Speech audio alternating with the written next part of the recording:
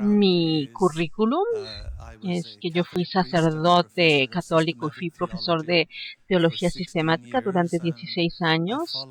Yo después fui elegido como rector de una universidad y estaba justo a la mitad de mi término de 10 años en este puesto cuando oí de la escuela de Ramtha por primera vez. Yo vine por primera vez aquí en 1989. Parte de mi trabajo como profesor de teología consistía en saber todo lo posible acerca de lo que se había dicho en cuanto a enseñanzas filosóficas y religiosas, fueran estas orientales, occidentales, del norte, del sur, del mundo antiguo o moderno, y como muchos saben, pues en todas las religiones y filosofías hay muchos huecos, muchas inconsistencias que se encuentran en todas estas tradiciones, y de repente me encontré con el libro blanco de Ramtha.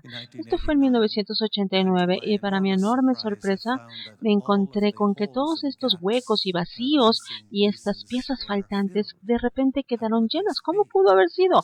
Por lo tanto, decidí venir aquí y averiguar de qué se trataba. Estamos hablando de 1989, pero algo muy interesante me sucedió cuando ya llevaba yo 2 años y medio en esta escuela. Un pequeñito vecino mío en Irlanda de 8 años de edad desarrolló un tumor cerebral en la parte izquierda de su cerebro, un tumor inoperable, y en unos cuantos meses él fallecería. Y a mí me habían dicho, me habían enseñado básicamente en esta escuela que la mayoría de las personas están en este mundo esclavizadas, carentes de poder, víctimas de enfermedades, de pobreza, de mala salud, y el propósito de esta escuela es restaurarnos a todos el tipo de poder que deberíamos tener, con salud, con riqueza, sin mala suerte. Y obviamente yo me involucré muchísimo en este proceso que sabemos que tiene que irse deshaciendo como el pelar una cebolla, que retiramos una capa tras otra. Quizás una capa es la de la mala suerte, la siguiente capa es la de la enfermedad, etcétera. Hay algo que se nos ha enseñado en este camino del empoderamiento en esta escuela, es cómo sanar. Yo decidí aplicar estas enseñanzas a este pequeñín de 8 años porque a mí no me parecía justo que un niño de esta edad falleciera por una enfermedad como esta. Entonces empecé a aplicar lo que me habían enseñado aquí, y para cortar la historia, trataba de julio de 1991. Para agosto, finales de agosto, principios de septiembre, le hicieron otra tomografía y su tumor había disminuido en un tercio de su tamaño. Al final de noviembre había disminuido otro poco, en diciembre había disminuido más, y de hecho ya había reducido 3/4 de su tamaño. Yo me sentía muy complacido. Yo volví aquí a la escuela en noviembre para asistir a algunos de los eventos regulares y le pedí a Ramtha que me ayudara para sanar a este pequeñito. Y me dijo, sí, tú sigue con lo que estás haciendo y yo te voy a ayudar. Y bueno, obviamente este niño ya había casi sanado completamente para diciembre, y justo después de Navidad yo estaba volviendo a mi casa, a mi país, y recibí una llamada de la madre del pequeñito el 29 de diciembre, en donde ella me informaba que el niño había fallecido esa misma tarde, no de cáncer, sino de algo que no se relacionaba para nada con su tumor. Y por supuesto, decir que me sentí devastado sería poco en este momento. Y por supuesto, yo en ese tiempo venía muchísimas veces a los Estados Unidos por negocio, 10 o 12 veces por año, y el siguiente mes yo fui a California y después regresé a mi país y me enfermé. Fue precisamente un mes después de que el niño hubiera fallecido, exactamente un mes después. Y nadie encontraba cuál era el problema que yo estaba teniendo. De hecho, llegué al hospital en ambulancia, y el médico que me revisó, me examinó con su estetoscopio y me pidió que me pusiera de pie para revisar la espalda, y resulta que no me pude levantar ya, y una hora después yo estaba totalmente paralizado. No sentía nada, no tenía movilidad de la cintura para abajo, y la parálisis seguía avanzando en mí. Y Me hicieron una tomografía, la resonancia magnética en ese momento y descubrieron que se trataba de una infección viral en la espina dorsal que estaba aniquilando los nervios. Se llama mielitis transversa, es una infección rarísima y no hay cura. Una vez que mueren los nervios, no hay nada que hacer, y los médicos me dijeron, no te preocupes, si la infección llega a los pulmones, te podemos colocar un pulmón artificial y un corazón artificial. Y yo les dije, ay, qué motivante, ¿y qué pasa si sube al cerebro? ¿Tienen también un cerebro artificial para mí? Bueno, como fuera. Y después de unos 2 meses de haber estado en el hospital, empecé a recuperarme.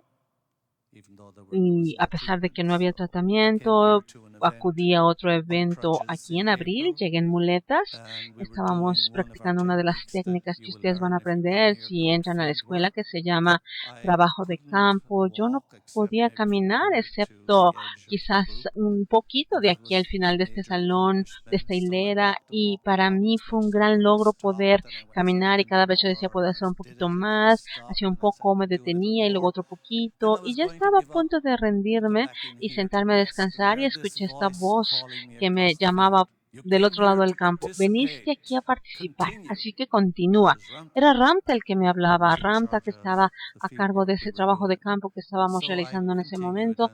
Seguí y básicamente ese día salí del ejercicio ya sin las muletas. De hecho, fui a colocarlas al basurero ya a mi salida. Y aquí lo interesante fue que Ramta no me dijo nada al respecto, sino hasta 6 meses después.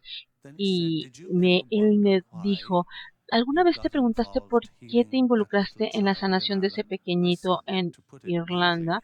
Y yo le dije, bueno, pues para salvarlo. Y él me dijo, bueno, si yo te hubiera dicho el último julio que tú te ibas a enfermar de esta infección y que tú debías enfocarte 1 hora al día, que fue el tiempo que le dediqué a ayudar al niño a sanar, 1 hora sin excepción, él me dijo, no lo hubieras hecho, pero como lo hiciste por el niño, y sí lo lograste. Y si yo te hubiera dicho en ese entonces que el niño ya venía con un destino y su destino era experimentar el fallecimiento a esa edad tan temprana, y que no había nada que tú pudieras hacer ni que yo pudiera hacer, no te puedo decir eso. Y sabes que tú lo sanaste porque él murió de otra cosa, pero si tú no hubieras desarrollado la técnica durante esos 7 meses cuando te dedicaste a él, cuando te enfermaste, tú sí hubieras muerto también. Entonces ese fue el propósito de que tú quisieras sanar al niño. Y entonces en 2010, en noviembre, esta fue la segunda sanación que yo atravesé. Hay 2 astronautas, Brandon Marks y Sandwich, uno en Connecticut y el otro en California. En noviembre de ese año, ambos se enfermaron de una enfermedad extremadamente extraña en cuanto a problemas neurológicos. Me han dicho que uno de 100,000 personas podrían enfermarse, y en este caso fueron 2. Ambos fallecieron con 4 días de diferencia en este mes de noviembre del 2010. Mucha gente pensó que se trataba de que era una enfermedad de ingenieros, y que quizás a lo mejor ya no tiene que infectarte un virus o una bacteria, y que ya te puedes enfermar sin que haya una transmisión de este tipo. Simple y sencillamente tiene que haber una conciencia de frecuencia entre tu frecuencia y la frecuencia de lo que estés trabajando. Ambos fallecieron, y en el enero siguiente, yo, después de una resonancia magnética y 20 radiografías, encontraron que tenía yo la misma enfermedad que se llama enfermedad desmielinizante. Yo la padecí en los brazos y en las piernas. No morí, no fallecí, porque yo apliqué las mismas técnicas que yo ya había aprendido aquí. Así es que, como fuera, en conclusión, lo que les han dicho los presentadores anteriores a mí, las enseñanzas, cómo aprender aquí a convertirnos en seres humanos totalmente empoderados, esto puede cambiar la vida de cualquiera. Y esto por supuesto, es maravilloso practicar. Y yo me siento muy agradecido de poder haber hecho esto, de haber llegado aquí en 1989 para aprender estas técnicas que ustedes verán aquí, que no se refieren nada más a resolver problemas financieros ni enfermedades, resuelve todo tipo de problemas personales para que todas las capas de esta cebolla vayan retirándose y que nosotros surjamos como este ser maravilloso que somos en la encarnación de un espíritu divino que nacimos para ser. Esto es lo que quiero decirles. Gracias.